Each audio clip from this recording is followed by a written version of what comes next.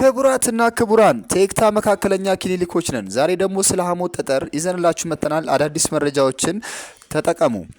የሐሞት ከረጢት ከጉበት ስር የሚገኝ ትንሽ ፊኛ ሲሆን ሐሞት ደግሞ ለምግብ መፈጨት አስፈላጊ የሆነ ንጥረ ነገር ነው። በአብዛኛው የሐሞት ጠጠር የሚፈጠረው በሐሞት ውስጥ ኮሌስትሮል በብዛት ሲከማች ነው።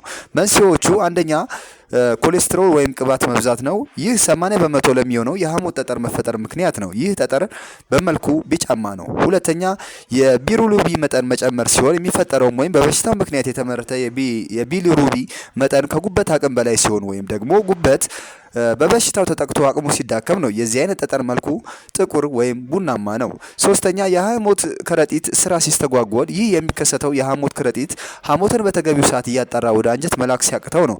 ምልክቶቹ ማቅለሽለሽና ማስታወክ፣ በተለይ ቅባታማ ምግብ ከተበላ በኋላ እንደዚህ አይነት ነገር ያጋጥማል። ሁለተኛ በተደጋጋሚ የጨጓራ ህመም አይነት ስሜት መሰማት ነው። ሶስተኛ የምግብ አለመፈጨት፣ ሆድ መንፋት። አራተኛ ከቀኝ ደረት ዝቅ ብሎ ባለው የሆዳችን ክፍል ህመም። አምስተኛ ምንም ምልክት ላያሳይ ይችላል። የሚፈጥረው ችግር አንደኛ ኢንፌክሽን ነው። ይህ ከ3% በሚሆኑ ሰዎች ሲከሰት ድንገተኛና አስቸኳይ ሕክምና ያስፈልገዋል። ከፍተኛ የሆድ ህመም፣ ትኩሳት፣ ማስታወክ ዋና ዋና ምልክቶቹ ናቸው። እነዚህ ምልክቶች ሲኖሩ በአፋጣኝ በሐኪም መታየት ያስፈልጋል። ሁለተኛ የአይን ቢጫ መሆን የሐሞት ጠጠሮቹ የሐሞት ቱቦን በሚዘጉበት ጊዜ ይከሰታል። ሶስተኛ የቆሽት ኢንፌክሽን። አራተኛ የሐሞት ከረጢት ካንሰር። ለሐሞት ጠጠር የሚያጋልጡ ነገሮች አንደኛ ከመጠን በላይ መወፈር፣ ሁለት ቅባት የበዛበት ምግብን ማዘውተር፣ ሶስት የስኳር ህመም መኖር፣ አራት በአጭር ጊዜ በጣም ከፍተኛ ክብደት መቀነስ። እንዴት ይታወቃል ለሚሉት ደግሞ ሐኪም ከሚያደርገው ምርመራ በተጨማሪ አንደኛ አልትራሳውንድ ምርመራ በማድረግ ይህ ጠጠር መኖር አለመኖሩን ለማረጋገጥ ተመራጭ ምርመራ ነው።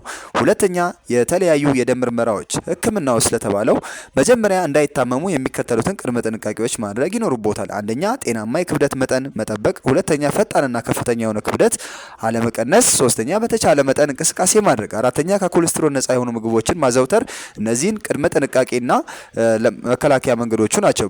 በመድኃኒት አይደንም ወይ ተብሎ ለሚጠየቀው ምንም እንኳን መድኃኒት ቢኖረውም በሁለት ምክንያት በሐሞት ጠጠር መድኃኒት መውሰድ አይመከርም። ለሐሞት እንግዲህ ጠጠር መድኃኒት መውሰድ የማይመከርበት ሁለት ምክንያቶች አሉ። አንደኛ በቀን ከ2 እስከ 4 ጊዜ ለብዙ ዓመታት መውሰድ ስለሚያስፈልግ አይመከርም። ሁለተኛ የተሻለ ህክምና አማራጭ ስላለው ነው።